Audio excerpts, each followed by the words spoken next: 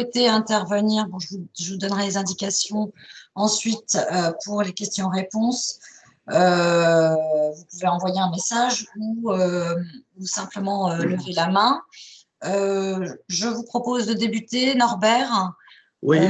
par une introduction et j'enchaînerai et je vous indiquerai le déroulé de ce webinaire. Bien. Juste un petit renseignement quand même, prévenir tous les participants que nous enregistrons le webinaire. Oui, merci Karine.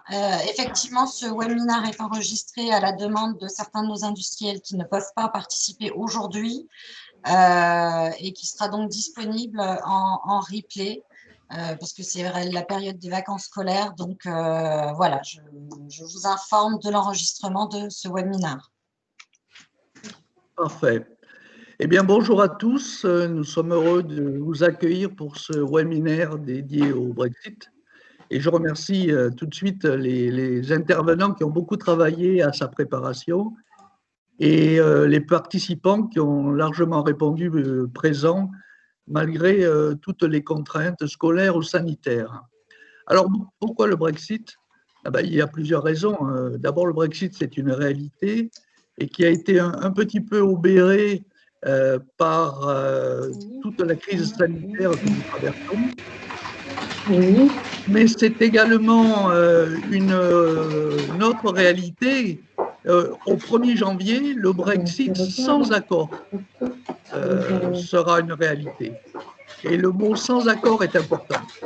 L'autre raison, c'est que notre écosystème textile Modelux est composé essentiellement de PME très orientées à l'export.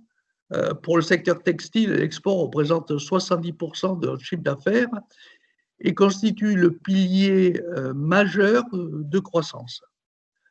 La troisième raison, c'est que la balance commerciale France-Royaume-Uni est largement excédentaire pour la majorité des produits de ce secteur textile Modelux. Et d'ailleurs, le détail vous sera présenté durant ce webinaire. Il est important que cette balance commerciale continue à être positive. Enfin, le Royaume-Uni est un pays de mode, c'est un pays de créativité, il y a de grandes écoles de style, il y a aussi des grands stylistes, il y a de belles marques. C'est un pays où il y a une réelle appétence pour la mode et donc une zone prioritaire d'exportation pour nos entreprises qui sont des entreprises de créativité et de qualité. Pour terminer, je dirais que nous savons tous aujourd'hui que le Brexit va entraîner des perturbations plutôt importantes dans les flux d'informations et dans les flux de marchandises. Or, notre secteur est marqué par la saisonnalité. Dans la mode et le luxe, le time to market sont très, très importants. Donc, tout retard dans le time to market sera très préjudiciable à nos entreprises.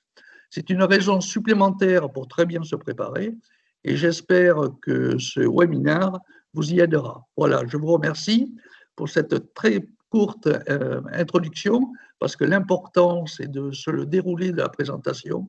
Et je passe la parole à Joël Da Fonseca, qui est responsable des affaires économiques et européennes au sein de l'UIT. Je vous remercie. Bon webinaire à tous.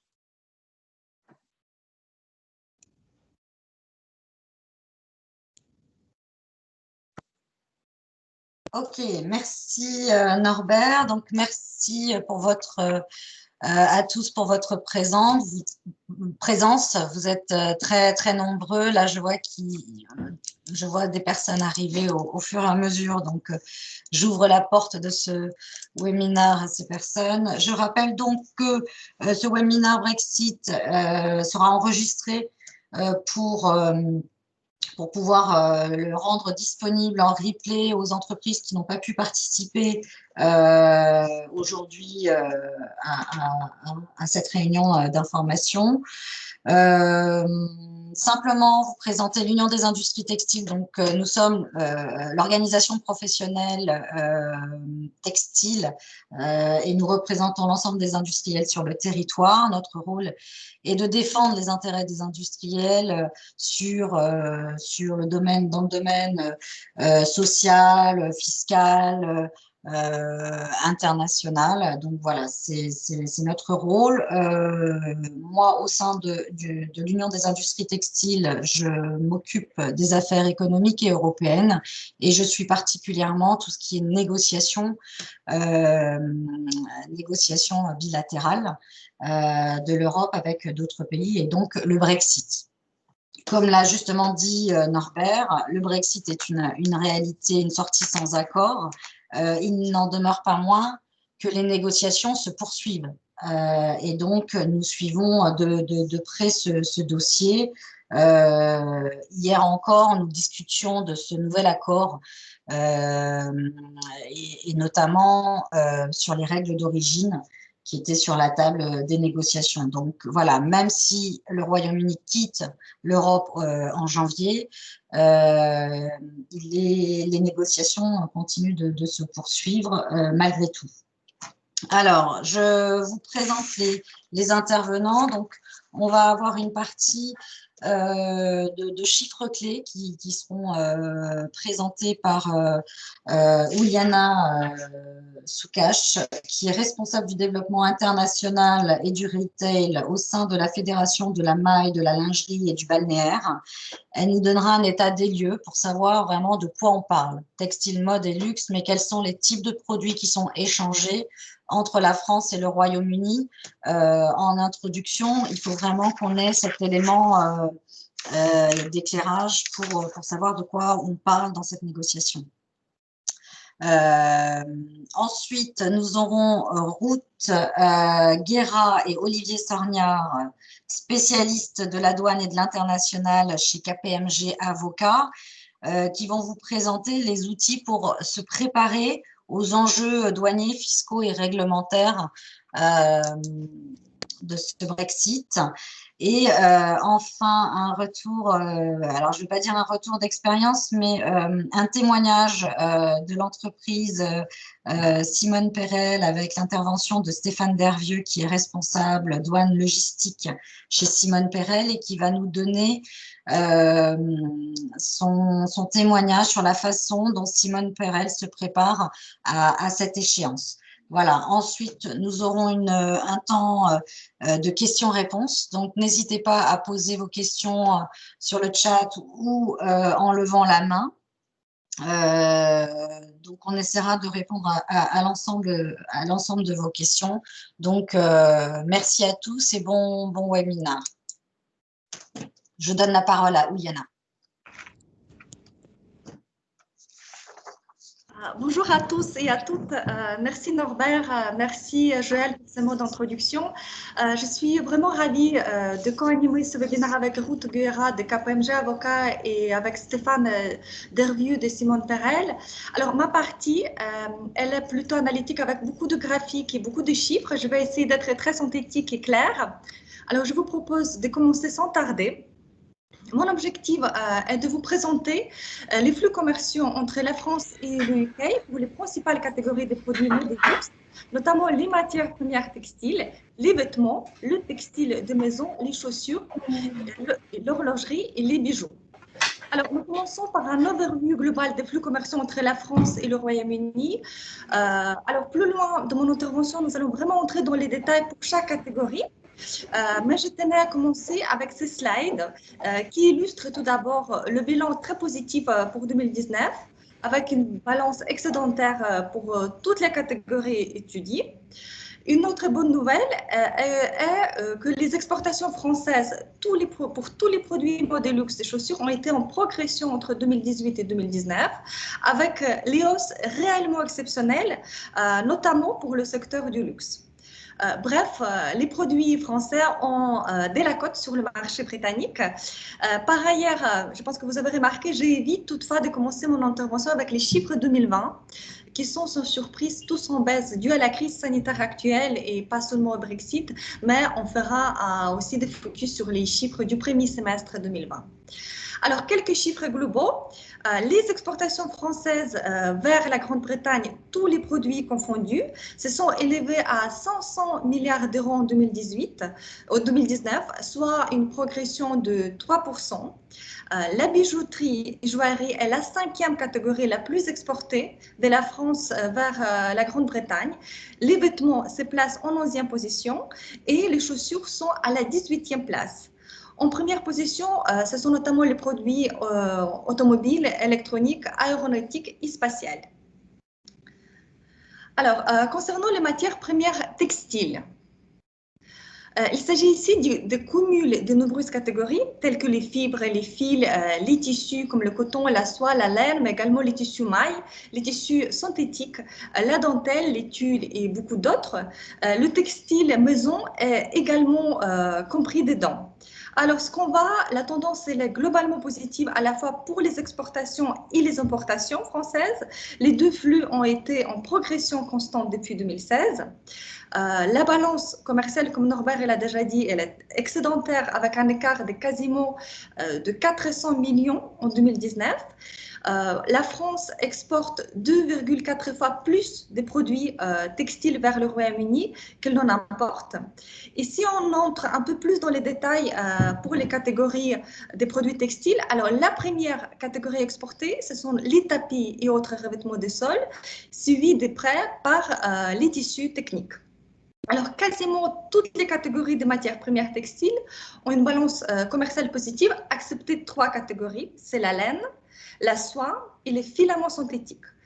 En fait, à titre d'exemple, en 2019, la France a importé presque 3 fois plus de tissus laine en provenance du Royaume-Uni qu'elle n'en a exporté. En fait, les tissus en laine restent quand même une des spécialités clés des fabricants anglais. Mais de manière globale, la balance commerciale reste positive, voire extrêmement bénéficiaire, notamment pour les catégories comme la dentelle, où la France a une vraie spécialisation. En fait, en 2019, la France a exporté pour plus de 1 million d'euros d'études et dentelles vers le UK, contre à peine 200 000 d'euros d'importation pour cette catégorie de produits. Et elle est le 3e fournisseur du Royaume-Uni pour les tuiles et dentelles, juste après la Chine et la Turquie. Alors, sur le graphique à droite, on voit quand même que la situation se dégrade en 2020 en raison de la crise sanitaire actuelle et suite à la dégradation de la situation économique mondiale. Sur les 6 premiers mois de 2020, les exportations de textiles ont affiché une baisse de 28% et les importations ont diminué de 7%. Alors, on va enchaîner avec le linge des maisons. La balance commerciale reste également bénéficiaire depuis 2016. Toutefois, les importations sont en progression constante, contrairement aux exportations qui font un tout petit peu yo-yo. Il faut souligner que la France se positionne loin des principaux fournisseurs du Royaume-Uni pour ce type de produits. C'est la Chine qui est en tête avec 900 millions d'exportations, qui est suivi par le Pakistan et l'Inde. Voilà, c'est les 2 pays asiatiques cotonniers qui ont une vraie spécialisation au niveau de linge des maisons. Et par la suite, c'est la Turquie et le Bangladesh. Avec 64 millions d'euros d'exportation, la France se place seulement en 11e position parmi les fournisseurs clés du Royaume-Uni en 2019 pour cette catégorie des produits. Attendez, je vais juste mettre mes écouteurs, peut-être, parce qu'il y a, je ne sais pas si... Allô? Alors, est-ce que vous m'entendez? Il y a un peu de bruit sur la rue. Alors, on voit aussi que la situation se dégrade sans surprise au premier semestre 2020, comme pour toutes les catégories. Les exportations affichent une chute de 43% et les importations, quant à elles, baissent de 13%. Alors, et maintenant, je vous propose de passer en revue des flux commerciaux pour les vêtements. Je pense que c'est la catégorie qui intéresse la majorité des participants. Alors, comme pour le textile, la balance commerciale reste positive, voire très positive. Les exportations sont 3,7 fois plus importantes par rapport aux importations. Et on note également que les exportations françaises vers le Royaume-Uni ont été en progression constante entre 2016 et 2019. les exportations françaises entre les vêtements en chaîne et trame et celles en maille sont quasiment équilibrées en valeur, autour des 500 millions pour chaque catégorie, avec une légère prédominance quand même pour la chaîne et trame. Alors, les principales catégories exportées pour les vêtements en chaîne et trame sont les costumes et les manteaux hommes, suivis par les chemises femmes et les accessoires, châles, écharpes, foulards.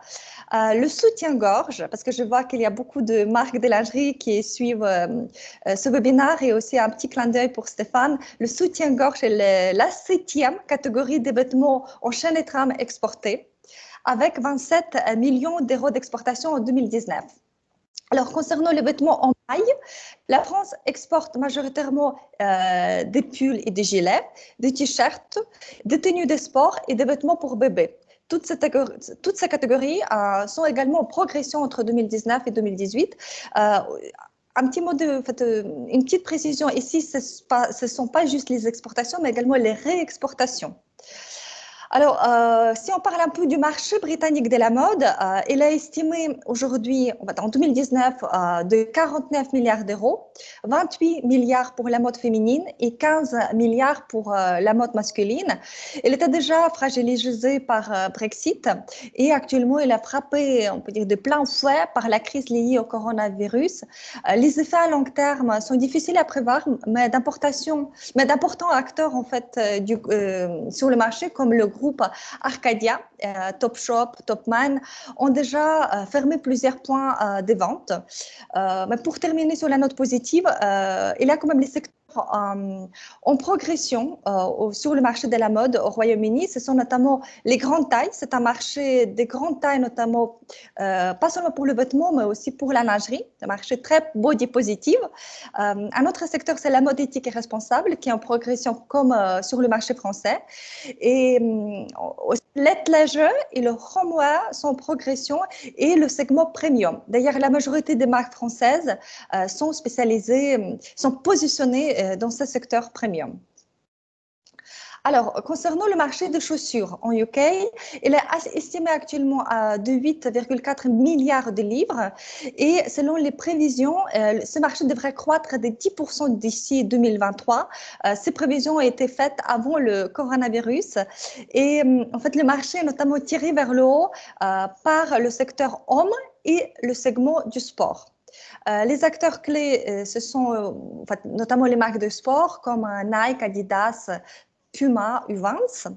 Vans, en fait, concernant les flux commerciaux entre la France et le UK, pareil, on voit que les performances sont extrêmement positives. Les hausses des exportations de chaussures en valeur se poursuivent, plus 19% en 2020, plus 20% en 2018 pour atteindre plus 10% en 2019. Le Royaume-Uni est le troisième marché à l'export de la France pour cette catégorie de produits, juste derrière l'Italie et l'Allemagne. Et au total, la France exporte pour 3,3 milliards d'euros de chaussures vers le monde. Parmi les marques françaises de chaussures, c'est notamment les marques du luxe qui sont très bien implantées sur le marché britannique, notamment dans la distribution sélective, dans les grands magasins comme Harrods, Selfridges, John Lewis. On trouve les marques comme Christian Louboutin ou Saint-Laurent, mais également les marques de sport comme Veja ou Geox. Alors, sans surprise, on voit que les évolutions pour le premier semestre 2020 sont négatives. Toutefois, la balance commerciale reste positive malgré les baisses, avec un écart d'environ des 50 millions d'euros au profit des exportations. Alors, parmi les pays fournisseurs européens de chaussures, le UK importe principalement les chaussures en provenance des Pays-Bas, de l'Italie, de l'Allemagne et de la Belgique. Et la France, elle est seulement en 5e position parmi les fournisseurs européens. Et bien sûr, le principal fournisseur de chaussures vers le Royaume-Uni, c'est la Chine, avec presque 6,5 milliards d'exportations en 2019. Bon, alors il me reste deux dernières catégories. Ce sont les catégories du secteur du luxe, l'horlogerie et la joaillerie. Alors, au niveau d'horlogerie, la France est le troisième pays exportateur mondial dans l'horlogerie après la Suisse et la Chine avec Hong Kong. elle a exporté pour quasiment 3 milliards d'euros d'horlogerie vers le monde en 2019. À titre de comparaison, la Suisse a exporté pour 19 milliards et la Chine avec Hong Kong pour 12 milliards. C'est un secteur qui est extrêmement dynamique, pas seulement au niveau des exportations, mais également du marché interne. Alors, la production française d'horlogerie a atteint 350 millions d'euros, soit plus 9% en 2019. Et cette progression, elle est tirée notamment par les fabricants de composants, mais également par la production des montres grâce à l'arrivée de nouveaux entrants, des jeunes marques et des petites structures. Alors, concernant les flux commerciaux entre la France et le Royaume-Uni, une balance commerciale est clairement bénéficiaire depuis plusieurs années. La France exporte 6 fois plus d'articles d'horlogerie que l'on importe en provenance de le UK. Et avec ses 570 millions d'euros d'exportation, la France est le deuxième pays fournisseur d'horlogerie du Royaume-Uni, juste après la Suisse. En fait, quasiment toutes les belles marques d'horlogerie sont bien présentes sur le marché britannique, telles que Chopard, Cartier, Bell & Ross, Dodan. Voilà. Alors, on va terminer avec la catégorie des joailleries. Sans cacher, c'est ma catégorie préférée. En fait, elle réunit à la fois les perles, les métaux précieux, la haute joaillerie, les bijouteries et de fantaisie. Il s'agit de la 5e catégorie des produits les plus exportés par la France vers le Royaume-Uni, juste après les voitures, voilà, les machines, appareils aériens et spatiales.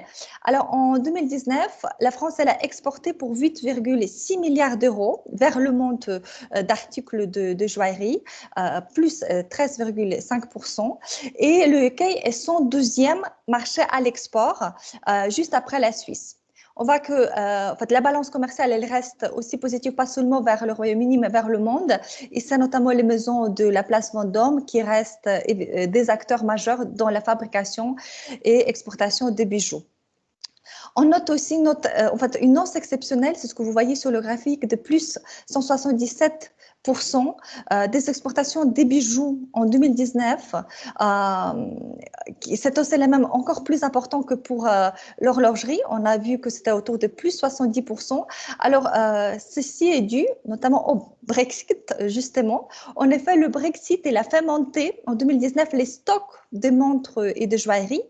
En d'autres termes, en fait, les horlogers et les joailliers ont pris les devants afin de ne pas être pris de court par toutes les sociétés administratives. Certaines marques cherchaient à se prémunir et à anticiper justement tous ces problèmes pratiques concernant les formalités et les risques de congestion aux douanes. Du coup, ça fait monter les exportations voilà, notamment pour ces catégories du luxe. Et la même tendance, elle a aussi observé concernant les exportations suisses. Le pays a multiplié, même encore plus que la France, ses exportations de joaillerie entre 2019 et 2018, selon les dernières statistiques d'Eurostat. Voilà, j'ai terminé. Je vous remercie pour votre attention et je pense que j'espère que j'ai bien respecté le timing. Je passe la parole à Ruth qui va vous présenter les enjeux douaniers et fiscaux et réglementaires liés au Brexit. Voilà, et je reste à votre disposition pour toutes les questions à la fin de ce webinaire. Merci beaucoup. Merci beaucoup. Je change juste de slide. Bonjour à tout le monde, un plaisir d'être parmi vous. Je voulais d'abord remercier l'Union des industries textiles et la Fédération de la maille, lingerie et balnéaire de cette opportunité. La partie qui nous concerne, elle est un petit peu plus aride. Je vais commencer par rebondir sur les chiffres de Yana et expliquer un petit peu quels sont les taux de droits de douane qui seront appliqués à compter du 1er janvier 2021. On a eu 2 tarifs qui ont été publiés au niveau du ministère britannique du Commerce international durant cette année, des premiers taux en mai et une rectification durant l'été. La grande tendance, si on regarde les taux de droits de douane affichés aujourd'hui, est de dire la plupart des pays sont à taux, la plupart des produits sont à taux zéro.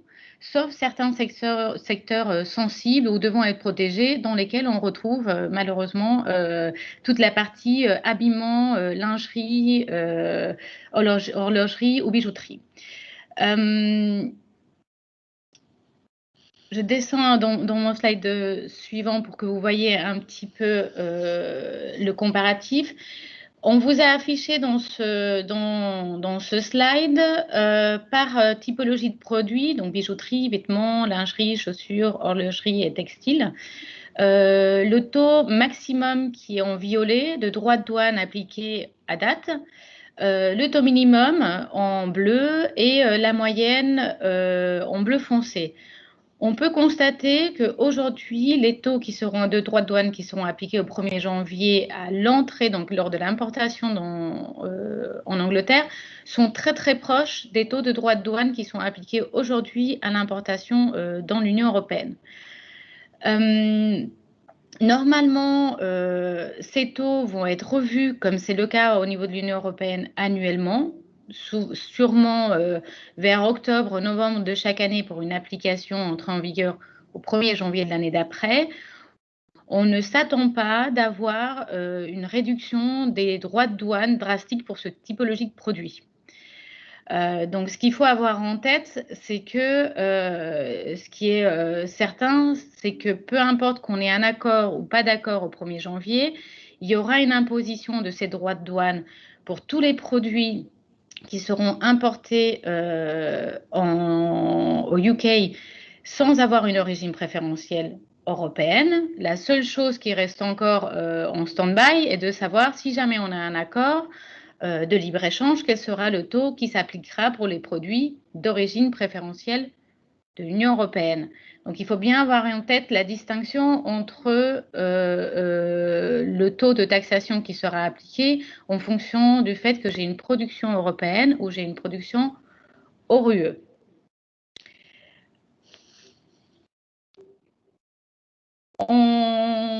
On va vous présenter pendant à peu près une vingtaine de minutes avec Olivier Sorniard où nous en sommes aujourd'hui au niveau du Brexit, qu'est-ce qu'on peut encore attendre et qu'est-ce qu'il faut absolument anticiper. Puis on fera un focus sur quelles sont les modalités pour exporter depuis la France et pour importer également vers la France. Avec notamment les points d'attention de préparation d'un point de vue opérationnel pour éviter les blocages à frontières. Puis, on fera un focus également sur comment importer en Angleterre en fonction de votre schéma de distribution. Quels sont les points qu'il va falloir que vous ayez en tête si c'est vous-même qui importez ou si vous avez un distributeur tiers. Quels sont les éléments dont vous devez vous assurer qui sont bien anticipés avant le 1er janvier. Et finalement, on fera un petit focus sur la partie e-commerce. Je passe la parole donc à Olivier Sorniard. Merci Rousse.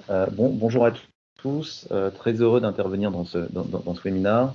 Alors moi, juste pour me présenter très rapidement, mais je travaille avec Rousse, mais j'ai la particularité d'avoir passé l'essentiel de ma carrière au Royaume-Uni et d'avoir vécu Brexit, si je puis me permettre, en direct. Et je n'ai quitté Londres qu'il y a quelques mois et en fait j'étais le leader douane Brexit pour KPMG au UK, donc j'ai la particularité, si l'on peut travailler sur des projets Brexit depuis à peu près le référendum. Alors, si on peut passer au slide d'après, si ça te va. Merci beaucoup. Alors, je vais être très rapide sur l'état actuel des négociations. On a, comme vous le savez tous, nous avons en fait les négociations se sont déroulées en 2 temps distincts. La première était de négocier un accord de divorce, ce qui devait être une étape dite assez simple pour les 2 parties. Et ensuite, une fois que cet accord était acté, d'essayer de trouver un accord de libre-échange entre le Royaume-Uni et l'Union européenne. Bon, on le sait tous, je ne vais pas vous le rappeler, mais les négociations sur l'accord de divorce ont été très très longues et très difficiles, avec changement de gouvernement britannique à cause de ça, etc. Mais en janvier 2020, donc de cette année, un accord de divorce a finalement été trouvé entre les deux parties. Depuis, donc pour le Royaume-Uni, pour être très clair, Brexit s'est déjà passé. Le Royaume-Uni a quitté l'Union européenne le 1er février, même si de façon effective, la sortie se fera le 31 décembre de cette année.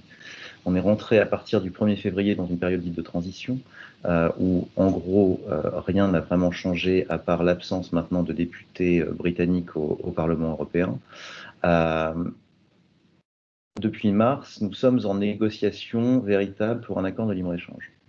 Les négociations se passent assez mal, je pense que c'est quand même quelque chose qui transparaît maintenant dans la presse. 5 rounds de négociations étaient prévus à la base. Le Royaume-Uni voulait un accord de libre-échange acté à la fin juin, au plus tard.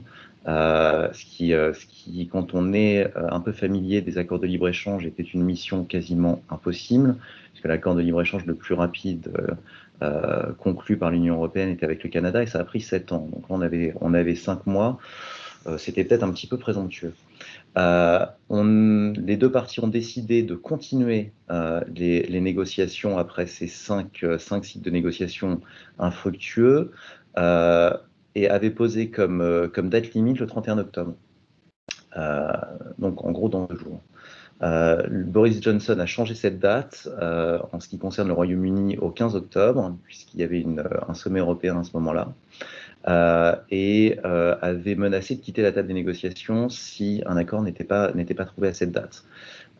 L'accord n'est toujours pas trouvé. Le Royaume-Uni a quitté la table des négociations pendant 3 jours, mais les 2 équipes de négociation menées par David Frost et Michel Barnier sont en négociation dite intensive en ce moment. On a un espoir, on va dire, qui est effectivement un accord de libre-échange qui soit acté, pas d'ici à 2 jours, ça paraît improbable, mais d'ici allez, mi-novembre. Ce qui est très important d'un point de vue temporel, puisque pour que l'accord de libre-échange, si jamais il était trouvé, devait entrer en fonction au 1er janvier, il faut qu'il soit ratifié par les 2 parties et légalement approuvé par les 2 parties, ce qui va prendre plusieurs jours, voire plusieurs semaines. Donc voilà, on en est là-dessus au moment où on parle. On a toujours des blocages qui sont la pêche et les aides d'État, mais les discussions ont toujours lieu, avec un espoir des 2 côtés de trouver un accord de libre-échange applicable au 1er janvier. Roux, si tu peux passer au slide suivant.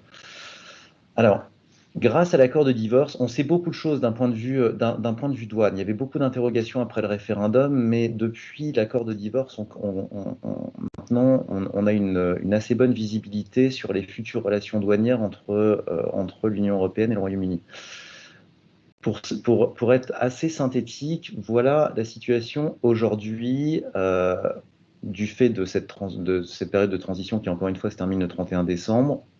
Quand des biens sont transportés entre le Royaume-Uni et l'Union européenne et vice-versa, ces mouvements ne sont pas régulés par la législation douanière.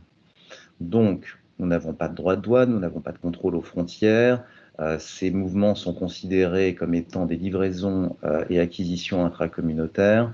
Le seul document entre guillemets administratif d'un point de vue taxe est de faire une déclaration d'échange de biens ou intrastat de l'autre côté de la Manche. Des règlements européens sont applicables, comme REACH par exemple, mais encore une fois, aucune incidence douanière entre guillemets. Alors demain, ça va être complètement différent. Donc à partir du 1er janvier, nous avons, quoi qu'il arrive, et j'y reviendrai, mais accord de libre-échange ou non, l'accord de divorce, la première version de l'accord de divorce, celui de Theresa May, introduisait une notion de territoire douanier commun entre le Royaume-Uni et l'Union européenne. l'accord de divorce qui a finalement été accepté côté britannique et ratifié en janvier ne prévoit absolument pas un territoire douanier commun, mais au contraire prévoit 2 territoires douaniers distincts, celui de l'Union européenne et celui du Royaume-Uni. Alors ce que ça veut dire en pratique, c'est que tous les échanges de biens à partir du 1er janvier vont être considérés comme des importations et des exportations. Ce qui veut dire que pour le mouvement d'un même bien, la législation douanière européenne va s'appliquer et la législation douanière britannique va s'appliquer. Attention, la législation douanière britannique, qui est connue maintenant, n'est pas exactement un copier-coller du Code des douanes communautaire. Ça l'est dans les grandes lignes, un peu comme le tarif britannique dont Rousse parlait tout à l'heure, mais il y a quand même certaines différences, donc il faut faire très attention à ça. Mais ce que ça veut dire en pratique pour vous, si vous vendez des biens depuis l'Europe à des clients britanniques, vous allez, en fonction de vos incoterms, ce qui vont être, si c'est un point extrêmement important, revoir vos contrats et comprendre exactement quels incoterms sont prévus dans les contrats, incoterms qui n'avaient pas grande incidence, qui n'ont toujours pas grande incidence aujourd'hui, mais qui vont être primordiaux à partir du 1er décembre pour comprendre les responsabilités de chacun dans le transport des biens. Mais si nous sommes sur un incoterm dit moyen, entre guillemets, donc j'exclus DDP ou Xworks, vous allez devoir faire une déclaration d'exportation côté français, donc agir en tant qu'exportateur, ce qui veut dire que vous allez devoir obtenir, si vous n'en avez pas, un numéro EORI européen pour pouvoir faire ce type de document, avoir un agent en douane, généralement, qui va s'occuper des documents pour vous, mais en fonction des informations que vous allez lui fournir. Si contrôle il y a à l'exportation côté français, pour avoir des contrôles physiques par exemple, donc il faut prendre ça en compte au niveau du timing, si je puis m'exprimer ainsi, et prévoir ce type de contrôle afin de ne pas livrer les biens à vos clients britanniques en retard et subir des pénalités, encore une fois, en fonction des contrats existants. Et exactement la même chose côté britannique, où des déclarations à l'importation vont devoir être effectuées. Vos clients vont devoir également obtenir des numéros un numéro EORI côté britannique et vont devoir se familiariser avec la législation douanière britannique si jamais ils n'importaient pas ou n'exportaient pas aujourd'hui. Donc on a quand même des gros changements administratifs. Vous avez, d'un point de vue douane, vous avez ce qu'on appelle les 3 piliers, qui sont la valeur en douane, la classification douanière et l'origine des biens. Vous allez devoir vous familiariser, si ce n'est pas le cas aujourd'hui, que vous importiez ou que vous exportiez avec ces 3 éléments qui vont être absolument fondamentaux dans un monde post-Brexit, puisque les droits de douane et la TVA à l'importation d'ailleurs vont être calculés en fonction de ces 3 éléments. Donc ces éléments doivent être corrects, ce sont des règles complexes généralement, donc il faut bien les appréhender avant le 1er septembre. Dans votre secteur, vous allez avoir également d'autres règlements, entre guillemets, à appréhender, qui sont les règlements REACH, qui sont les obligations CITES, les poinçons pour les bijoux, l'étiquetage également, qui ne sont pas des sujets spécifiquement douaniers, mais qui vont être importants au moment de l'importation et de l'exportation. Rousse, si tu peux passer au slide suivant, s'il te plaît. Merci beaucoup. Alors là, je pense qu'il y a une incompréhension qui est normale, parce que nous ne sommes pas tous des experts des accords de libre-échange, mais ce slide est essentiellement pour réexpliquer la situation au 1er décembre, qu'il y ait ou non un accord de libre-échange. Alors, comme vous pouvez le voir, je vais pas passer énormément de temps sur ce slide, mais la seule vraie différence d'un point de vue douane, ça va être les droits de douane et les quotas. Pour tout ce qui est impact administratif et le fait de faire des déclarations d'import, des déclarations d'export, d'obtenir des numéros EORI, d'avoir une TVA à l'importation à payer des deux côtés de la frontière, côté anglais ou côté européen, l'accord de libre-échange ne changera strictement rien. Maintenant, s'il y a un accord de libre-échange, nous ne sommes pas sur un accord de libre-échange qui va être extrêmement avancé comme l'accord de libre-échange avec le Canada a pu l'être. Encore une fois, dû aux contraintes temporelles pour essayer de trouver un accord de libre-échange et dû à la situation géographique également des deux blocs, entre guillemets. Donc, si nous avons un accord de libre-échange, on aura potentiellement une reconnaissance mutuelle du statut d'opérateur économique agréé, pourquoi pas, mais la grande différence sera sur la possibilité ou non de réclamer ce qu'on appelle l'origine préférentielle au moment de l'importation. L'origine préférentielle vous permet, en fonction d'un accord de libre-échange, de réclamer des droits soit à 0% directement, soit des droits à un taux réduit. Mais étant donné l'accord de libre-échange qui est discuté en ce moment, nous allons partir sur des règles d'origine à respecter et des règles d'origine assez complexes. Donc, si un accord de libre-échange est acté, disons, dans 15 jours, il y aura une possibilité effectivement de réclamer des droits de douane à 0% ou réduit, mais un exercice d'origine douanière devra être effectué et en pratique, l'origine douanière peut être extrêmement complexe, surtout dans votre secteur d'activité. Donc surtout, la chose à retenir, c'est que accord au libre-échange ou pas, 90% de ce qui est déjà annoncé aujourd'hui sur les déclarations d'import, les déclarations d'export, etc., sera valable. La grande différence sera la possibilité de réclamer un taux préférentiel de droits de douane des deux côtés de la frontière. Je pense que je te laisse la main pour parler de l'import et de l'export depuis la France. Parfait. Merci beaucoup, Olivier. Donc, comme Olivier l'expliquait, même si pendant une longue période, on a attendu d'avoir une position définitive pour se préparer, ce qu'on doit préparer à ce jour, c'est à minima toute la partie formalité administrative. Comme Olivier a indiqué, la seule chose à attendre aujourd'hui de l'accord de libre-échange, c'est de savoir quel va être le coût en termes de droits de douane.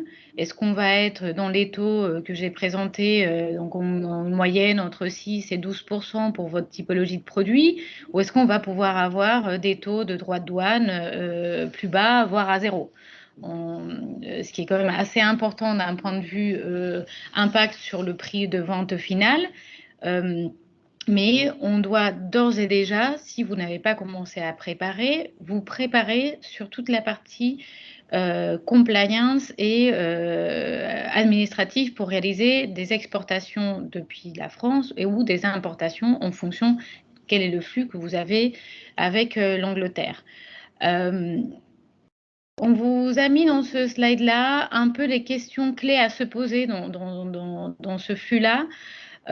Qui dit déclaration d'exportation ou d'importation dit forcément, première chose, vérifier qu'on maîtrise bien la base de la dette douanière, donc que je maîtrise bien quel est le classement de mon produit, qui va venir me déterminer quel est le taux de droit de douane que je vais devoir appliquer, mais également, si on a un accord de libre-échange, quelle est la règle que je vais devoir appliquer. Deuxième pilier de la dette douanière à venir vérifier, quelle est la valeur que je vais utiliser pour cette vente vers le Royaume-Uni.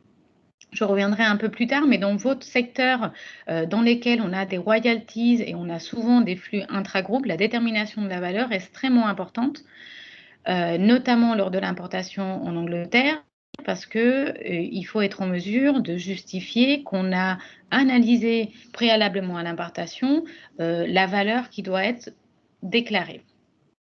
Troisième point qu'il faut maîtriser absolument en interne, c'est la détermination de l'origine, des deux types d'origine, détermination du made in et détermination, si on a un accord de libre-échange ou pas, de la possibilité pour vos produits, en fonction de leur lieu de transformation et de la typologie de transformation, est-ce que vous pourriez ou pas bénéficier de cet accord de libre-échange si jamais il arrive. Ces trois éléments-là, ou quatre si on prend le régime préférentiel, c'est indispensable qu'ils soient maîtrisés par l'exportateur ou par l'importateur. Vous allez faire appel pour faire une déclaration douanière dans 90% des cas à un prestataire externe, un représentant en douane enregistré, un commissionnaire en douane sous l'ancien langage. Le représentant en douane enregistré, il va effectuer dans 90% des cas la déclaration en votre nom et pour votre compte, donc avec une responsabilité, une représentation directe.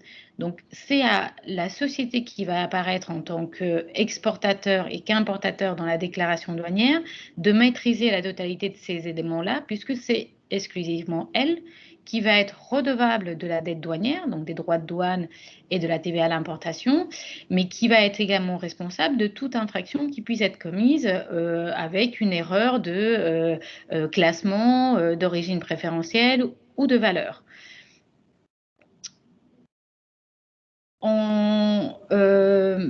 Il va également falloir, si vous ne l'avez pas aujourd'hui, comme indiqué Olivier, que vous disposiez d'un numéro EORI pour pouvoir effectuer. Le numéro EORI, c'est un numéro qui est commun dans la totalité des pays de l'Union européenne pour pouvoir exporter, pour faire des opérations douanières. Si vous ne faites que la partie exportation, vous aurez également uniquement besoin d'avoir votre numéro EORI français.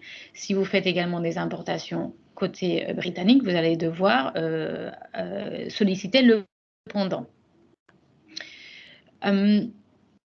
Il va falloir également que vous maîtrisiez bien la totalité de votre chaîne d'approvisionnement.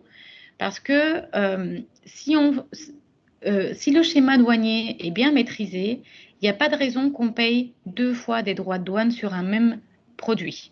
Peu importe le flux. Je vous donne un exemple. Si vous faites une production hors UE et que vous avez un marché britannique, normalement, vous n'êtes pas censé payer des droits de douane à l'entrée dans l'Union européenne, plus payer des droits de douane à l'entrée dans le Royaume-Uni et éventuellement repayer des droits de douane si vous avez des marchandises en retour parce que vous avez des invendus et que vous voulez réimporter en Europe.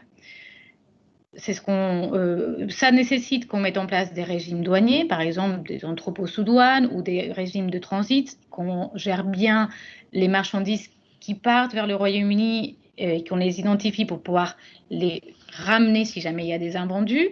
Donc tout ça, il faut l'anticiper, il faut prendre la chaîne logistique et d'approvisionnement dans son ensemble pour être en mesure de mettre un schéma qui ne soit pas extrêmement lourd d'un point de vue administratif. Donc, il faut toujours avoir une cohérence entre quel est mon économie de droits de douane versus quel est mon coût administratif pour suivre ce régime-là. Mais quoi qu'il en soit, en ayant une approche globale de votre chaîne, de votre supply chain, de l'approvisionnement à la vente finale, voire en tenant compte également des marchandises en retour, vous devriez être en mesure de ne payer exclusivement des droits de douane une fois sur vos produits, notamment dans votre typologie de produits qui sont fortement taxés. Il faut savoir que la moyenne des droits de douane à l'importation dans l'Union européenne est entre 2 et 3. La moyenne des droits de douane dans la partie textile, luxe, chaussures est plutôt vers les 8-10%. Donc, raison de plus pour bien maîtriser toute sa chaîne d'approvisionnement et essayer d'éviter de payer des droits de douane ou de les payer sur une valeur trop élevée, puisque c'est un composant du prix de revient du produit directement. Ce n'est pas comme la TVA qui est déductible. Il faut, je vous indiquais également, regarder très bien, analyser très bien et très finement la valeur avec laquelle vous allez exporter ou importer. Pour 2 sujets principaux. La première, c'est dans votre secteur, soit on a des contrats de distribution dans lesquels on a une redevance de marque qui est acquittée par l'acquéreur vers le vendeur. Les redevances de marque, sous certaines conditions qui sont dans la plupart des cas réunies, doivent être réintégrées dans la valeur en douane. Donc ça fait augmenter votre valeur en douane, ce qui fait augmenter vos droits de douane. Deuxième point également assez important, dans les schémas de distribution, si vous faites appel à un commissionnaire à la vente, il faut également réintégrer sa commission en fonction, encore une fois, de respecter les critères, mais forte chance que la commission à la vente soit obligatoirement réintégrée dans la valeur en douane et donc qui augmente cette valeur et donc les droits de douane. Il y a également la problématique d'un point de vue valeur en douane des flux intragroupes. Lorsque vous avez une vente entre sociétés liées, dans la plupart des cas, vous allez baser votre facture sur la politique de prix de transfert. Il faut regarder comment elle est établie, cette politique de prix de transfert, pour être certaine que cette valeur peut être prise en compte comme valeur en douane également. Et de regarder aussi, est-ce que cette politique de prix de transfert est là un ajustement qui est fait en fin d'année sur les marges allouées aux deux parties. Si on a un ajustement de fin d'année, ça veut dire qu'on a potentiellement un impact sur la valeur en douane qui est appliquée. Ça veut dire que je vais exporter aujourd'hui, mais à la fin de l'année, donc dans un mois et demi, je vais avoir un ajustement. Ce qui veut dire que ma valeur d'exportation aujourd'hui, elle n'était pas définitive, elle peut évoluer dans le temps. Et donc, il faut voir comment on gère cet ajustement-là. En fonction des pays, la modalité pour venir ajuster la valeur en douane n'est pas la même. Des fois, il faut faire des valeurs provisoires, des fois, il faut avoir un accord pour avoir un taux d'ajustement appliqué importation par importation, et des fois, on a des pays dans lesquels on fait une régularisation à la fin de l'année pour venir apporter ou rectifier la bonne valeur à l'importation. Donc, ce sont des éléments qui sont indispensables pour que vous puissiez avoir le taux de droit, que vous puissiez supporter le taux de droit de douane le plus ajusté, et donc l'impact de taux de droit de douane, c'est le plus ajusté possible à votre schéma. J'ai également dit qu'il faut faire attention aux marchandises en retour. Si vous faites une exportation depuis l'Union européenne, production Union européenne, vous l'envoyez vers l'Angleterre, la marchandise n'est pas vendue, quand vous allez réimporter, vous allez redevoir en principe payer des droits. Qui dit passage à frontière dit fait générateur de droits de douane. Donc il y a des mécanismes de marchandises en retour pour venir éviter de payer une deuxième fois des droits de douane sur des produits qui avaient le statut communautaire, qui avaient déjà été importés dans l'Union européenne ou qui sont produits dans l'Union européenne. Ça, il faut l'anticiper depuis l'expédition des biens, donc depuis l'exportation, pour être sûr que vous n'allez pas vous retrouver dans une situation d'un double paiement de droits de douane, puisque demander le remboursement des droits de douane, à différence d'une TVA, est extrêmement compliqué. Vous avez également des sujets un peu particuliers à prendre en compte dans votre secteur, notamment les certificats CITES, mais également dans les poinçons des bijoux. Aujourd'hui, on n'a pas une reconnaissance mutuelle du poinçon de garantie avec l'Angleterre, puisque notre article du Code général des impôts fait référence à l'Union européenne. Ça va sûrement évoluer, mais quoi qu'il en soit, il faut prendre en compte cette problématique-là pour déterminer comment vous allez apposer vos poinçons de garantie. Est-ce que vous imposez des deux côtés en fonction de votre flux? Est-ce que vous prenez un prix tiers qui serve la totalité de vos marchés? Quoi qu'il en soit, c'est vraiment des sujets qu'il faut anticiper. Il faut prendre le Royaume-Uni comme si vous faisiez une vente vers les États-Unis.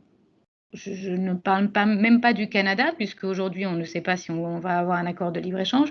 Donc il faut être préparé pour le 1er janvier, comme si vous faisiez une exportation vers les US ou une importation depuis les US.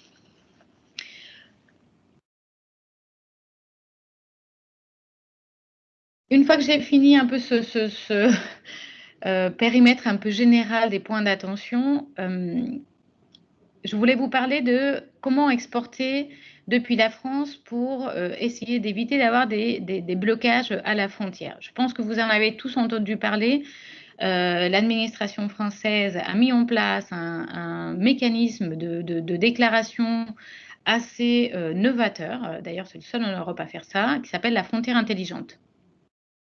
La frontière intelligente, elle va permettre une automatisation des flux de données dont la finalité est d'éviter que les camions fassent un arrêt à la frontière. Donc, elle concerne tous les points limitrophes qui sont indiqués dans la partie droite du slide. Et le fonctionnement de façon sommaire est le suivant. La logique est, et ça vous pouvez l'appliquer d'ailleurs aujourd'hui au Brexit, mais à toute typologie de flux que vous pourriez avoir à l'importation et à l'exportation, il convient de éloigner le maximum possible la déclaration douanière du lieu de sortie. Dans l'exemple à gauche, vous pouvez faire votre déclaration d'exportation dans un bureau près de Nice ou de Strasbourg et avoir un lieu physique de sortie de la marchandise à Calais. Ça permet de ne pas avoir besoin de s'arrêter à la frontière puisque la déclaration douanière, elle a déjà été réalisée en amont. Donc, comment fonctionne ce mécanisme de frontière intelligente? L'exportateur, il fonctionne très bien à l'exportation. Elle va être un petit peu plus compliquée de mon point de vue à l'importation, mais à l'exportation, comme j'indiquais, vous allez faire votre déclaration d'exportation dans le bureau le plus proche de votre lieu de stockage ou de votre lieu de fabrication, mais quoi qu'il en soit, pas du tout au bureau de douane de sortie. Cette déclaration d'exportation, elle va être faite soit par vous, comme on a indiqué, soit dans la plupart des cas par un représentant en douane enregistré qui peut être ou pas votre transporteur.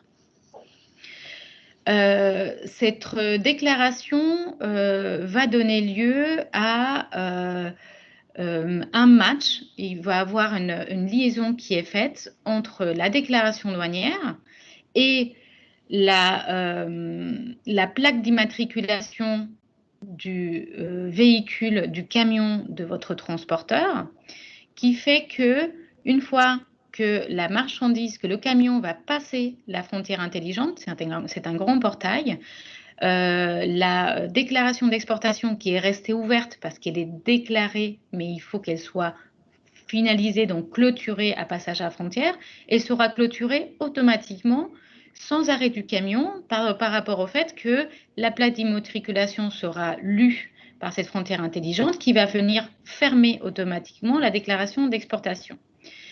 Ça, c'est dans le cas dans lequel vous avez un appareillage entre le camion et la déclaration d'exportation.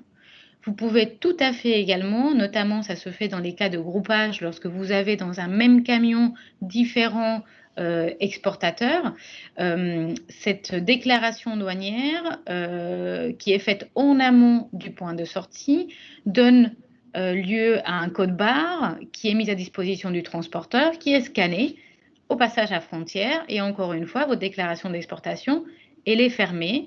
Dès que le transporteur passe la frontière et scanne, ce qui veut dire que vous n'avez pas besoin de vous arrêter pour faire une déclaration douanière au bureau de sortie. Toutes les déclarations qui seront faites en amont du point de sortie passeront en principe, sauf contrôle sanitaire particulier, en file verte au niveau des différents ports qu'on a vus dans le slide précédent. Ce qui va permettre du coup de fluidifier votre flux d'approvisionnement et surtout d'essayer de respecter au maximum le délai de livraison qui est quand même un enjeu assez important au niveau de votre secteur. Vous pouvez faire la même chose au niveau de l'importation depuis le Royaume-Uni. Il faut faire une déclaration anticipée à l'importation avec du coup une déclaration définitive après passage à frontière. Pour l'importation, normalement, les flux devraient, d'après ce que Léana nous a expliqué, devraient être un peu plus réduits. Moi, je conseillerais plutôt que de faire une déclaration anticipée, d'utiliser le régime du transit qui fait que votre fournisseur va faire une exportation depuis l'Angleterre, il va mettre la marchandise va être mise sous transit et elle peut circuler, elle peut rentrer en ligne verte, donc dans le circuit vert sans faire un arrêt à la frontière, jusqu'au point de dédouanement que vous décidez, qui peut être en France, mais qui peut être également dans un autre État membre sans aucun problème. Donc, au moins dans les premiers mois après le 1er janvier, il sera beaucoup plus fluide à l'importation d'utiliser un transit que d'utiliser le mécanisme frontière intelligente avec une déclaration de l'importation anticipée. La plupart des représentants en douane connaissent déjà ce mécanisme de frontière intelligente. Il y a des tests qui ont été réalisés en début d'année, il y a des tests qui vont être réalisés en ce moment. Ça fonctionne assez bien, sous réserve de cette condition-là, de bien maîtriser le fait de faire ces déclarations en amont et de bien maîtriser également les cas dans lesquels on est sous un groupage. Il y a un autre point qu'il faut absolument avoir en tête pour la partie exportation, c'est que depuis le 1er octobre, en France, on ne peut plus agir en tant qu'exportateur si on est une société non établie dans l'Union européenne. Ce qui veut dire que pour toutes les ventes ex-work que vous pouvez avoir avec des sociétés pays tiers, que ce soit le Royaume-Uni à partir du 1er janvier, mais ça peut être une entreprise suisse ou américaine, depuis le 1er octobre, cette entreprise-là, elle ne peut plus agir en tant qu'exportateur, donc elle ne peut plus être cotée en tant qu'exportateur dans la déclaration d'export. Donc, il y a des mécanismes alternatifs à mettre en œuvre, des contrats de mandat par rapport aux vendeurs, mais il faut, en tout état de cause, l'avoir en tête. Et quoi qu'il en soit, si jamais vous utilisez de l'ex-work, il faut essayer de le bannir parce que c'est un incoterm qui ne vous permet pas d'avoir une maîtrise sur la déclaration d'exportation et donc sur votre exonération de TVA. Pour la partie, j'accélère un peu parce que je vois qu'on est un peu juste en temps. Pour la partie importation depuis le Royaume-Uni, on est dans la même situation qu'Olivier a décrit tout à l'heure.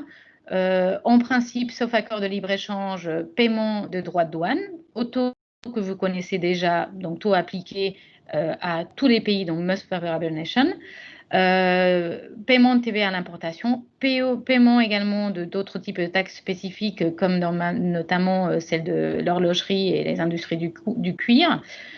Un autre point à avoir en tête, les marchandises en retour, j'en ai parlé, et surtout le fait que si aujourd'hui vous déterminez l'origine préférentielle à l'exportation et que dans vos matières premières, vous avez des matières premières d'origine du Royaume-Uni, à partir du 1er janvier 2021, ces matières-là ne sont plus considérées comme matières UE.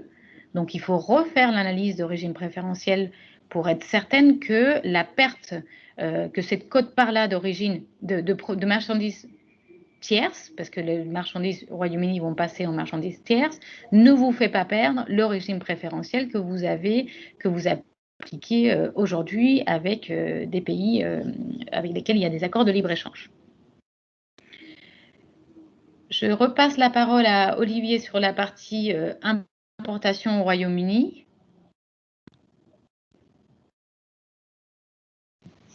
Merci Rose, excuse-moi, j'essaie de remettre ma vidéo, mais j'ai un petit problème technique.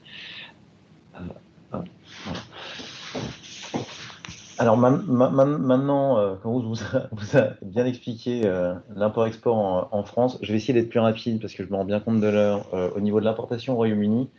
Mais à la base, le gouvernement britannique avait décidé que dès le 1er janvier, les produits européens ou en provenance de l'Union européenne devraient être déclarés de façon normale ou générique à l'importation, ce qui veut dire déclaration complète d'importation comme elles peuvent être faites aujourd'hui pour des biens qui proviennent des États-Unis ou de la Chine, etc. devant le degré de non-préparation des sociétés britanniques, le gouvernement, en juillet, a décidé de changer complètement d'avis, ce qui n'est pas une première. Hein, pour ceux qui suivent le Brexit de très près, c'est assez lié chez eux.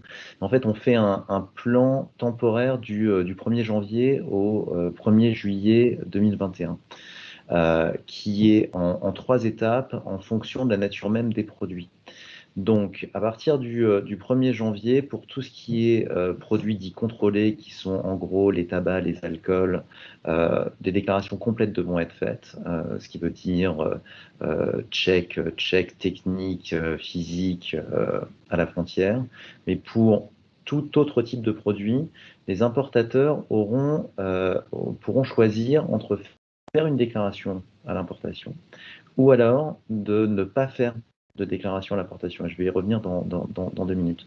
À partir du 1er avril, tous les produits, à part les produits dits contrôlés et les produits d'origine animale ou végétale, pourront encore être importés en fonction de ces 2 options. Mais les produits d'origine animale et végétale devront être déclarés de façon normale en faisant une déclaration d'importation au Royaume-Uni. Et à partir du 1er juillet, tous les produits devront être importés en utilisant le système de déclaration complète. Alors aussi, tu peux juste aller au slide suivant pour... je vais essayer d'expliquer très brièvement la différence entre les 2 systèmes. Mais en gros, si vous devez, en fonction de vos incoterms, si vous devez importer au Royaume-Uni à partir du 1er décembre, donc encore une fois, il vous faut un numéro EORI britannique, mais vous aurez le choix entre la déclaration complète ou la déclaration dite Delayed Declaration.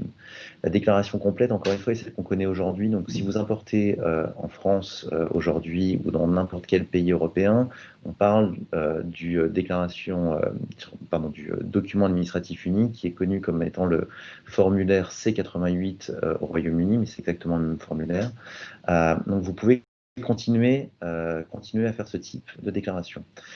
Pour ce qui est de la TVA à l'importation, si vous êtes immatriculé à la TVA au Royaume-Uni, vous pourrez utiliser le nouveau système d'autoliquidation britannique. Par contre, les droits de douane devront être payés. Alors, devront être payés immédiatement ou de façon déférée si jamais vous pouvez utiliser une autorisation de deferment account qui est l'équivalent britannique du crédit d'enlèvement français. Donc, même système, entre guillemets, que celui qui est connu aujourd'hui. Alors, le système de Delayed Declaration est un système complètement novateur, à mon avis, mais ce n'est que mon avis, extrêmement piégeux pour les sociétés qui vont les utiliser. Mais en gros, si vous utilisez cette option, la seule condition, entre guillemets, est d'avoir un numéro EORI UK et donc de pouvoir agir en tant qu'importateur. Par contre, vous ne faites pas de déclaration d'importation au moment du franchissement de la frontière. Pas du tout. Vous allez devoir faire une déclaration d'importation en fonction des produits, soit d'ici le 1er avril, soit d'ici le 1er juillet. Donc, en fait, de faire un exercice important de réconciliation douanière, c'est pour ça que je le trouve dangereux, et de payer à ce moment-là les droits de douane. Et vous pouvez en gros bénéficier d'une suspension de droits de douane pour au moins 5 ou 6 mois en allant avec cette option-là qui, encore une fois, pas de déclaration douanière du tout à effectuer au moment de l'importation. Le petit problème, c'est qu'après, il va falloir obtenir des autorisations, soit une autorisation dite EIDR ou une autorisation dite SDP. Ces autorisations ne vont pas forcément être ouvertes aux sociétés européennes. Donc, si vous êtes l'importateur, encore une fois en fonction des incoterms dans vos contrats, vous allez sûrement devoir passer par des sociétés britanniques, probablement un agent qui devra obtenir ces informations, ces autorisations, et surtout être d'accord pour les utiliser pour vos importations. Donc, voilà, ce sont les 2 options principales. Encore une fois, vous l'aurez bien compris, le système de Delayed Declaration, à moins que vous ayez un besoin logistique absolu de faire bouger vos biens très rapidement, je ne le recommande pas en l'état. Bon, si tu peux passer, même pas au slide suivant, mais au slide d'après, voilà, merci beaucoup. Juste un petit point, on parle beaucoup de l'accord de libre-échange, évidemment, entre l'Union européenne et le Royaume-Uni, mais le Royaume-Uni, depuis février, a réussi à ratifier énormément, beaucoup d'accords, dirons-nous, avec des pays qui ont déjà des accords de libre-échange avec l'Union européenne, afin d'avoir une certaine continuité dans ces relations commerciales. Donc, si jamais vous faites vos produits non pas en Europe, mais que vos produits sont faits dans des pays comme le Maroc, par exemple, et s'ils sont exportés directement du Maroc au Royaume-Uni, vous aurez la possibilité de bénéficier de droits de douane préférentiels, que je mentionnais tout à l'heure, directement sur ces produits. Donc c'est quand même bon à savoir, on a beaucoup d'accords de libre-échange qui ont déjà été ratifiés par le Royaume-Uni avec de nombreux pays ayant des accords de libre-échange avec l'Union européenne. Enfin, ou si tu peux aller sur le slide rapidement de e-commerce, puisque je sais que Stéphane a une présentation très intéressante qui suit. C'est vraiment à prendre attention, mais pour la plupart de nos clients qui font du e-commerce, on est sur des ventes DDP. Vente DDP voulant dire que le vendeur est responsable des formalités douanières dans le pays de destination et responsable du paiement des droits de douane et de la TVA à l'importation. Le Royaume-Uni va considérer le DDP d'une façon assez particulière, puisqu'elle va considérer en fait que la vente au client final n'est pas effectuée au moment de l'importation. Pour une raison de TVA à l'importation, pour essayer de récupérer la TVA à l'importation au Royaume-Uni, l'importateur devra être le propriétaire des biens. Donc, si vous voulez récupérer votre TVA d'import au Royaume-Uni, la vente ne devra pas être faite avec le client britannique au moment de l'importation. Donc en fait, il faudra suivre ce mouvement d'une vente domestique britannique, ce qui fait que vous, en tant que vendeur, vous aurez l'obligation de vous immatriculer à la TVA au Royaume-Uni. C'est vraiment un point qui est assez nouveau, vraiment dû à l'interprétation britannique de qui, entre guillemets, peut récupérer les TVA à l'importation, et dû aussi au système informatique britannique douanier qui ne distingue pas l'importateur d'un point de vue douane et l'importateur d'un point de vue TVA. Voilà, je passe la main à Stéphane. Je suis désolé Stéphane, j'ai essayé d'être le plus rapide possible. Merci beaucoup. Pas de souci, pas de souci. Je note, Olivier, quand même que vous avez souvent parlé du 1er décembre. Je pense que vous parliez du 1er janvier. Pardon, du 1er janvier, tout à fait. 31 parce que je me suis dit, c'est la nouvelle Halloween. C'est la nouvelle d'Halloween. Non, tout à fait. Vous avez tout à fait raison. Non, on l'a pas avancé. 31 décembre, minuit pour nous. Pas de souci. Bah, écoutez, bonjour à tous. J'ai déjà une pensée pour toutes les belles maisons qui participent à ce webinaire suite aux annonces d'hier soir. Et puis j'ai une grosse pensée aussi pour tous les magasins qui nous distribuent. Voilà, bah écoutez, encore une épreuve dans nos métiers, mais je pense que notre profession sait réagir. Merci à notre fédération professionnelle pour organiser ce webinaire. C'est pas toujours perceptible dans nos entreprises, mais en fait, il est bon de savoir que nous sommes représentés auprès de toutes les instances par nos organisations professionnelles, y compris des douanes, je crois, Joël me confirmera, via la mission Action économique et entreprise. Donc, c'est important. Donc, je me propose d'enchaîner sur notre retour d'expérience sur le thème du jour, du Brexit. Et là, c'est Ruth, je crois, qui passe mes slides. Voilà, il faudrait mettre la slide suivante. Ok, bon. Désolé, quelques mots rapides sur le groupe que je représente ce matin. Notre maison, Simone Perel, est une des plus belles vitrines de la corsetterie française et est reconnue à l'international. Nos articles sont diffusés dans plus de 60 pays, en Europe bien sûr, mais aussi en Amérique du Nord, en Australie, au Moyen-Orient ou encore en Russie depuis 60 groupe Simone Perel accompagne les femmes dans leur quotidien en proposant des produits de lingerie féminine haut de gamme. Aujourd'hui, c'est la 3e génération qui est aux commandes de notre entreprise, les petits-enfants de Madame Simone Perel. Simone Perel, c'est 1500 collaborateurs dans le monde et qui est une production chaque année d'environ 3 millions d'articles. Simone Perel UK est une des 11 filiales de notre groupe. C'est juste avant, attention, non, voilà, c'est une des 11 filiales de notre groupe.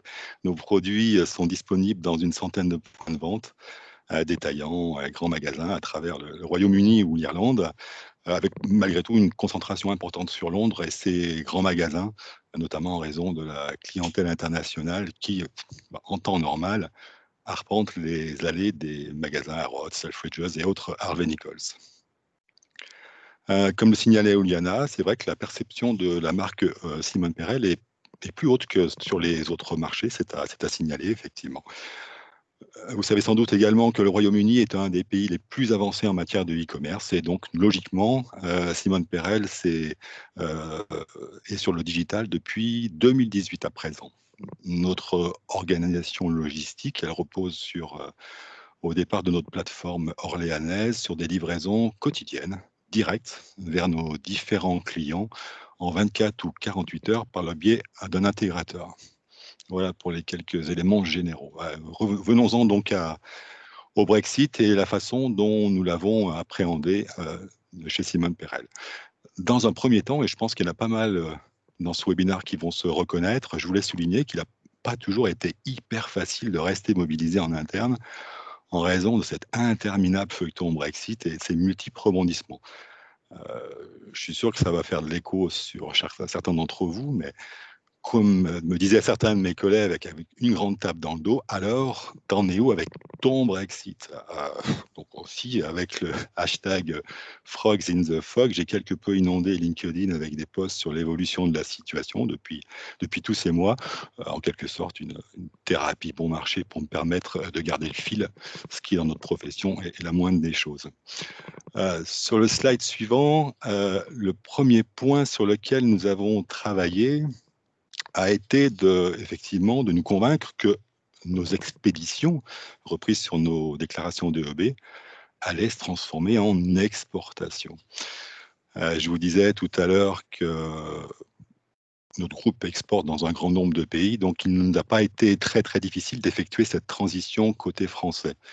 On a cependant vérifié que le mandat de représentation en douane était bien compatible avec les nouvelles exigences du Brexit.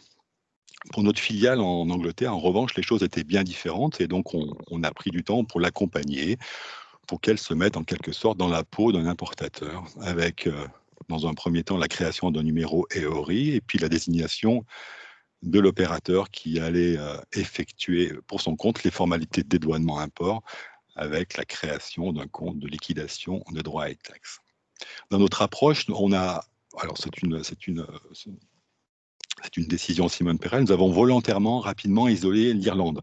On avait effectivement depuis quelques mois des retours de nos clients irlandais qui s'inquiétaient beaucoup de ce Brexit et ils craignaient effectivement d'être piégés, pénalisés par le Brexit.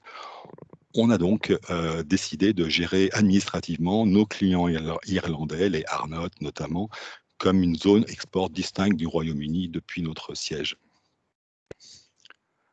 Sur le slide suivant, on en parlait tout à l'heure sur les taxations. Effectivement, on a voulu mesurer l'impact du Brexit sur la taxation de nos articles lors de leur entrée sur le marché britannique. Donc, on vous disait tout à l'heure qu'il y a un site qui a été mis à disposition par les autorités locales, le UK Global Tariff, pour savoir, entre guillemets, à quelle sauce nous allions être mangés. Comme pas mal en début de Brexit, on pouvait avoir des espoirs sur des droits nuls, compte tenu que les autorités anglaises ne voulaient pas, défavoriser les entreprises et rassurer les consommateurs, notamment par rapport à ce Brexit. Malheureusement, notre secteur, on l'a dit tout à l'heure, jugé stratégique pour l'économie britannique, fait que nos produits seront frappés de droits de douane. Et en ce qui concerne Simone Perel, deal ou pas deal. Car effectivement, dans notre cas, les discussions actuelles n'auront pas d'impact sur cette question pour ce qui nous concerne, car J'imagine, comme de nombreux opérateurs présents ce matin, nos articles ne pourront pas prétendre à une origine préférentielle en raison de notre process industriel actuel. Sur le slide suivant, quelques mots sur quand je vous présentais tout à l'heure notre filiale UK, je vous présentais également notre schéma logistique, donc qui consiste à expédier directement nos colis via un intégrateur vers nos clients, qu'ils soient B2B ou B2C, du Royaume-Uni. On a donc cherché le moyen de pouvoir, avec ce Brexit, exporter toujours vers plusieurs destinataires en un seul envoi, afin de procéder aux opérations de dédouanement en une seule opération et en évitant notamment au démarrage du Brexit des points frontières sensibles de part et d'autre de la Manche. Donc cette méthode d'expédition et de dédouanement, c'est un service qui est proposé par notre intégrateur. C'est un schéma que l'on connaît puisque aujourd'hui nous l'utilisons sur nos exportations vers l'Amérique du Nord et probablement très prochainement vers la Suisse. Le Brexit donc a nécessité des investissements pour adapter nos systèmes de données et reconfigurer nos systèmes, notamment notre station chargeur qui nous permet d'expédier, de préparer nos expéditions et transmettre nos messages EDI à notre prestataire. Avec ce mode d'expédition, évidemment, l'option Paperless Invoice a été actionnée pour nous permettre de générer notre facture commerciale pendant la création de l'étiquette d'expédition. Les informations nécessaires à la déclaration en douane, destination, composition, position tarifaire, origine, quantité et valeur, sont ainsi disponibles en format électronique et donc utilisés pour les dédouanements de nos colis. Les dédouanements vont être, on l'espère, effectués pendant que les colis transitent pour nous permettre de ne pas dégrader nos délais. Pour terminer ce partage d'expérience, est-ce que nous sommes prêts? On travaille pour l'être en tout cas le 4 janvier prochain, avec confiance, mais évidemment aussi avec humilité. On peut quand même dire qu'en tout état de cause, même s'il est contraignant, personnellement, je n'ai jamais appréhendé le Brexit seulement comme une contrainte. On vit en effet une époque où peuvent facilement se recréer des frontières.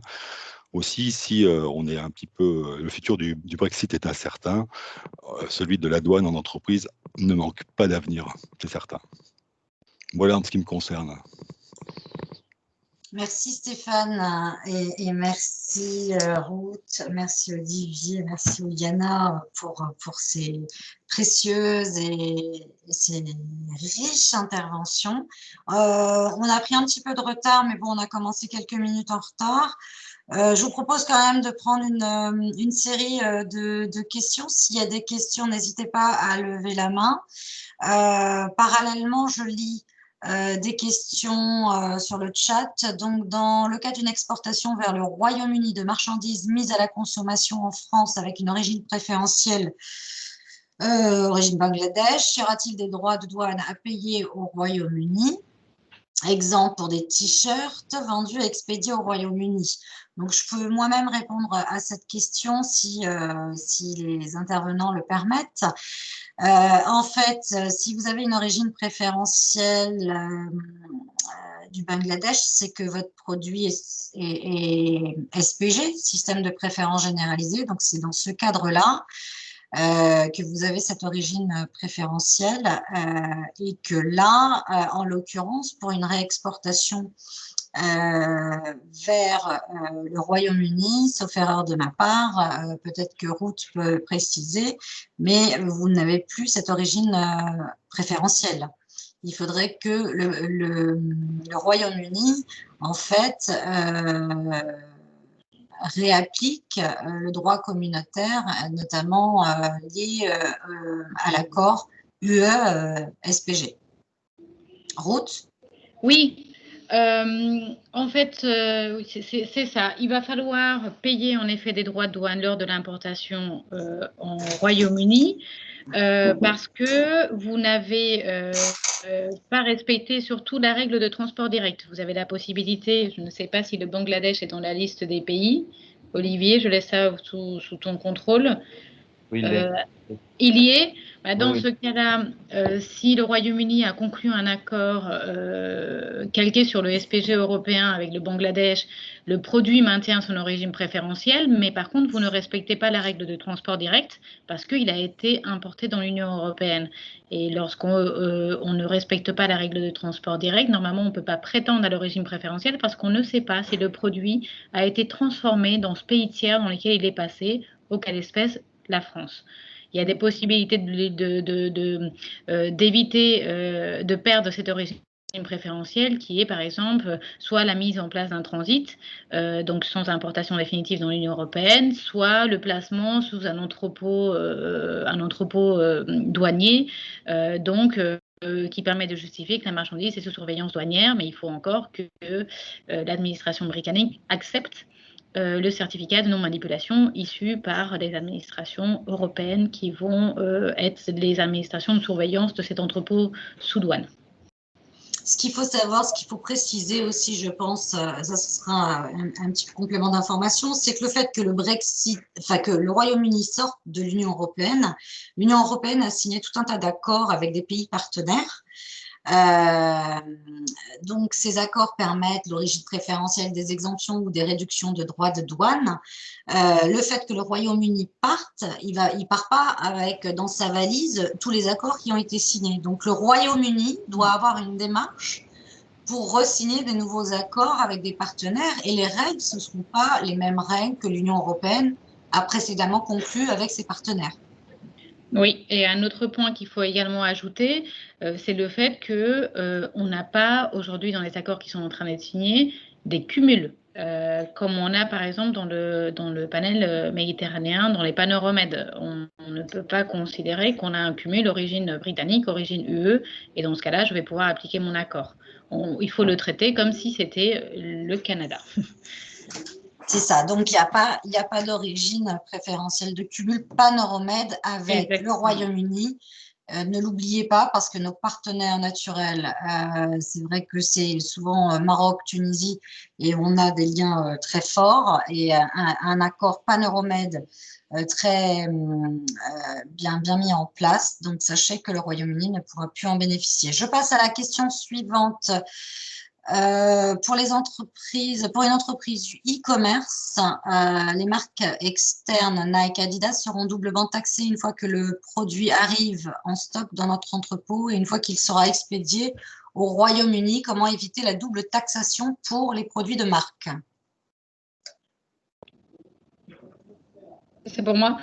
La seule option, c'est un entrepôt sous douane, pour que les marchandises ne payent pas des droits de douane au moment de l'importation dans l'Union européenne et qu'elles payent uniquement des droits de douane au pays destination finale. D'accord. On a parlé des échanges de biens, mais qu'en est-il des services?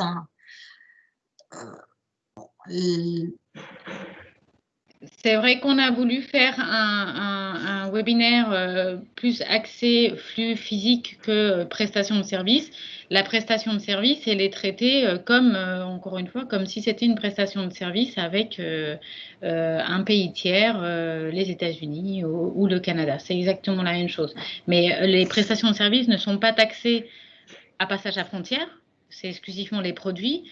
Par contre, il faut faire attention, je reviens un peu sur ce que j'avais dit dans la valeur en douane, sur les activités de recherche et de développement, sur les maquettes ou sur les patrons qui seront développés en dehors de l'Union européenne et qui serviront pour fabriquer des produits qui seront importés. C'est ce qu'on appelle la logique des apports. Quand on met quelque chose à disposition d'un fabricant dans un pays tiers et qu'on va l'importer, il faut se poser la question, est-ce que cet apport matériel ou immatériel qu'on a mis à disposition, il faut qu'on l'intègre dans la valeur en douane?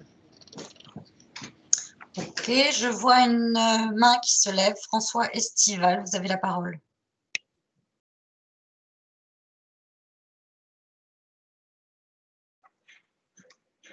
François Estival?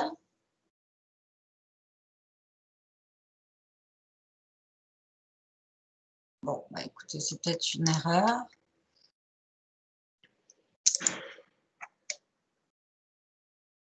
Ah, ok. Non, bah écoutez. Ah, D'accord, c'est une erreur. S'il n'y a pas d'autres questions, je regarde, non, a priori pas d'autres questions. Écoutez, vous pouvez nous adresser des questions ultérieurement si vous le souhaitez. Un accord est-il contre? Il y a une petite question de Amélie.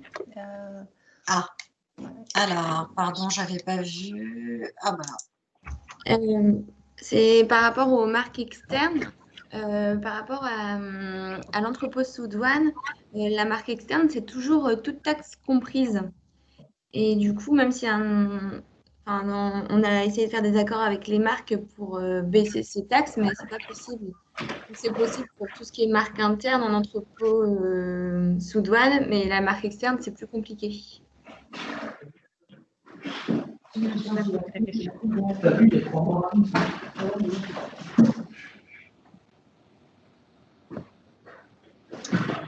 Qui répond à... Je n'ai pas exactement compris la question. C'est marque, vous me dites c'est prix, toute taxe comprise, donc ça veut dire que ce n'est pas vous qui avez la main sur le flux. C'est ça. C'est ça. Bah, dans ce cas-là, il n'y a pas moyen de l'éviter. Parce que si vous allez supporter des droits, vous allez acquérir de la marchandise avec des droits de douane déjà acquis, vous allez expédier en Angleterre. Donc, vous allez payer 2 fois. Il n'y a pas de solution, du coup bah, il faut trouver la solution en amont. C'est pour ça que j'ai indiqué dans ma partie de l'intervention qu'il faut avoir une vision de la chaîne d'approvisionnement dans son ensemble. D'accord. Un transfert d'entrepôt douanier, par exemple, mais il faudrait que ce soit eux qui commencent par l'importation d'entrepôt douanier et vous transfèrent les marchandises dans votre propre entrepôt douanier avant export au Royaume-Uni. Donc, c'est plus complexe. C'est possible, mais c'est plus complexe. Exactement. Il faut que ce soit en amont. En sachant que c'est aussi vous, en tant qu'acheteur, qui allez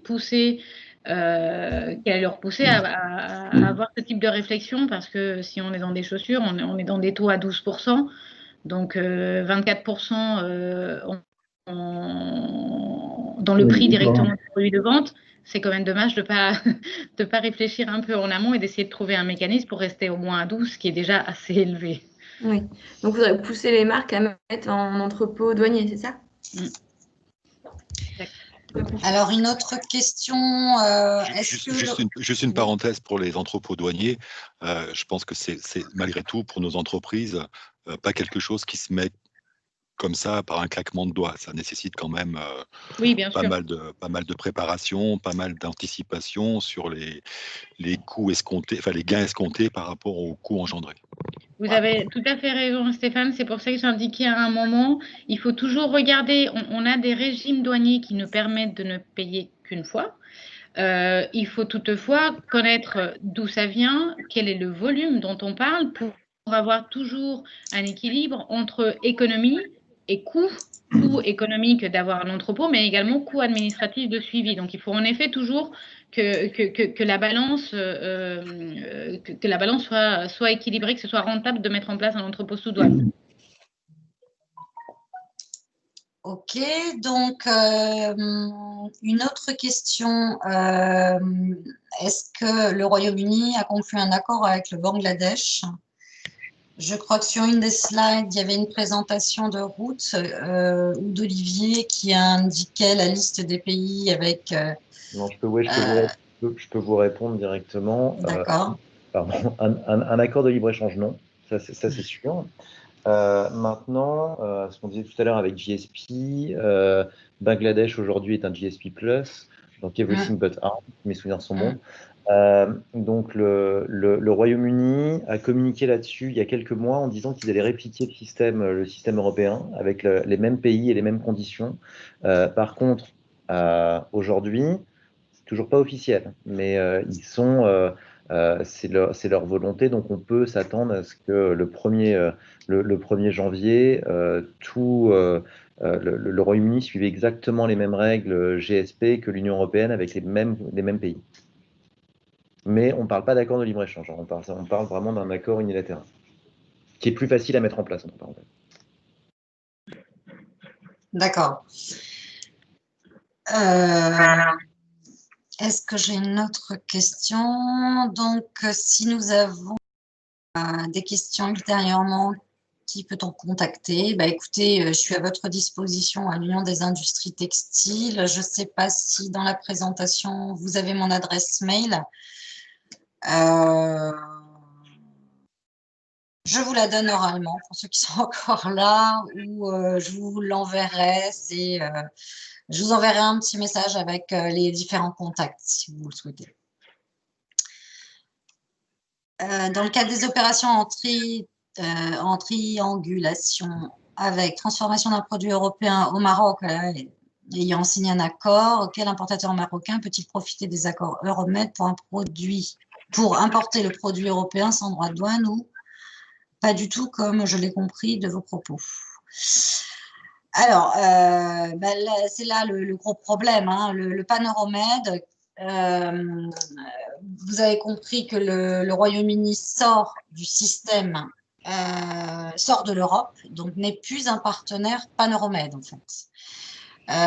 Des dernières discussions avec le Royaume-Uni, il est clair que nous souhaitons absolument que le Royaume-Uni reste dans le système Pan-Euromed pour pouvoir profiter du cumul global de la zone.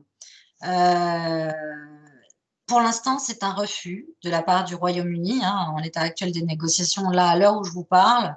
C'est une demande que l'Europe a faite au Royaume-Uni et qui n'a pas été acceptée à ce stade. Voilà, donc ça veut dire quoi? Ça veut dire qu'il n'y a plus de triangulaire, il n'y a plus de cumul de transformation d'ouvraison dans la zone Pan-Euromed. Donc Europe plus la zone Med. Donc ça, il faut bien l'avoir en tête, hein. Il n'y a pas de transformation possible. Pour vous donner un exemple, un tissu européen qui partirait au Maroc se faire confectionner ne pourra pas être livré au Royaume-Uni sans paiement de droits de douane. Le produit en sortant d'Europe sera tiers et sera tiers du Maroc, en fait. Bon, là, il y a un accord entre le Royaume-Uni et le Maroc, mais les conditions ne sont pas forcément applicables pour l'Europe.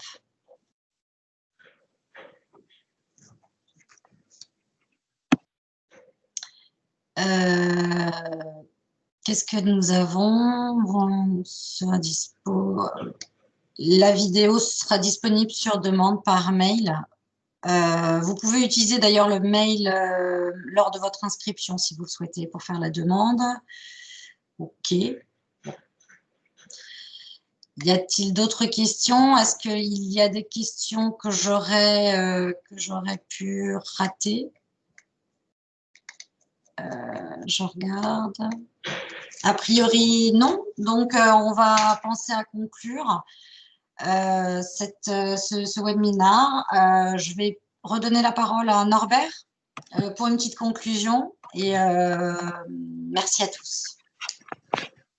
Oui, une conclusion très très rapide. D'abord, je voudrais remercier tous les intervenants et les participants pour la recherche, pour la richesse de toutes ces interventions et des échanges.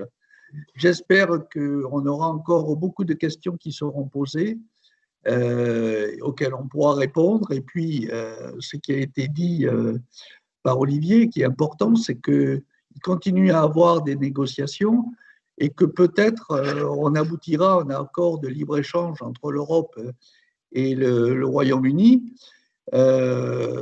Les conditions pourront varier. Il y aura notamment des points à bien définir concernant les règles d'origine. Ça restera un point important. De toutes les manières, l'UIT, via Joël notamment, sera toujours présent pour continuer à vous informer de la poursuite de ces négociations et des accords à venir. Et nous réfléchissons à des formats d'information, des petites notes qui, Joël a déjà établi beaucoup, peut-être des webinaires un peu plus courts avec des points à date, mais de toute manière, vous aurez des supports d'information réguliers. Et parce que nous savons que l'export reste la priorité pour toutes nos entreprises. Ce que je voulais ajouter aussi, c'est que aujourd'hui, il y a des outils. Il y a des outils qui ont été fournis via le plan de relance export du gouvernement. Même si ce n'est pas parfait, il y a des sommes de 130 millions d'euros qui sont mis à notre disposition, avec des possibilités de soutien qu'il faut saisir, puisque l'enveloppe n'est pas très importante. Donc, le premier arrivé, le premier servi. Donc, s'il vous plaît, utilisez ces ressources, elles nous seront utiles.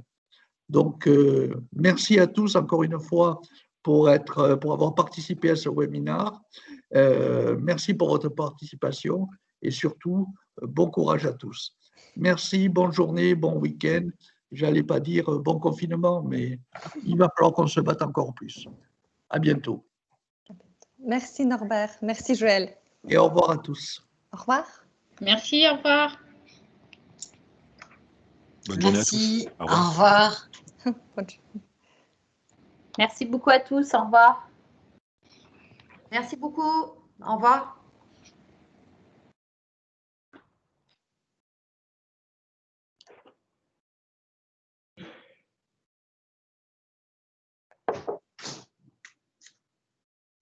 Salut Stéphane. Ah, je suis encore bonne journée, Bah, à toi aussi. À bientôt. à Merci, bientôt pour Stéphane. de nouvelles Merci. aventures. À bientôt Ouais, pour de ouais. nouvelles aventures. Très bien, merci beaucoup. Merci, hein, Merci. c'était Au top. revoir. Merci, au revoir.